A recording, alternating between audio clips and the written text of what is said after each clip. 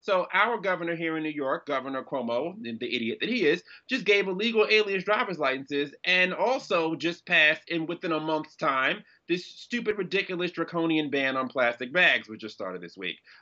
Do you agree with such stupid, oppressive measures?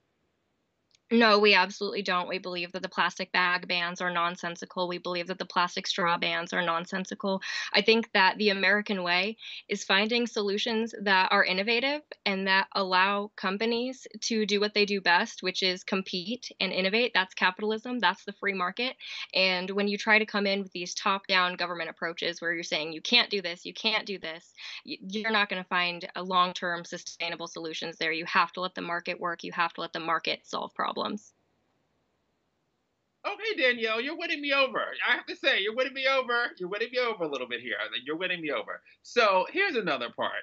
Um, how is your organization turning the focus to China, Asia, South America, and Africa, where the actual pollution is coming from, as opposed to nitpicking with us here in the U.S., who's overall the cleanest among much all major first world countries? Like, what are we doing to put the focus on where the actual dirtiness of climate change is happening, where the pollution is really happening? Yeah, that's a great question. And I think that it's kind of twofold. So, first of all, a lot of times the left wants to ignore that other countries are contributing to the problem and they want to put it just on the United States to lead. And then the right kind of has the opposite problem, right? Like we like to say, well, it's just them, so we don't have to do anything. And that's not true. That's not what makes the United States great.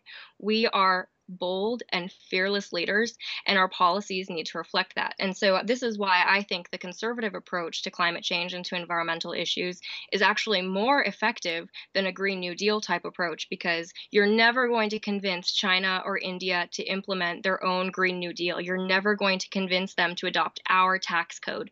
But what you will convince them to do is take American innovation and take things that are good for the economy and implement that in their own countries because they want to be competitive, they want to have jobs. So we need to lead through innovation and lead by example.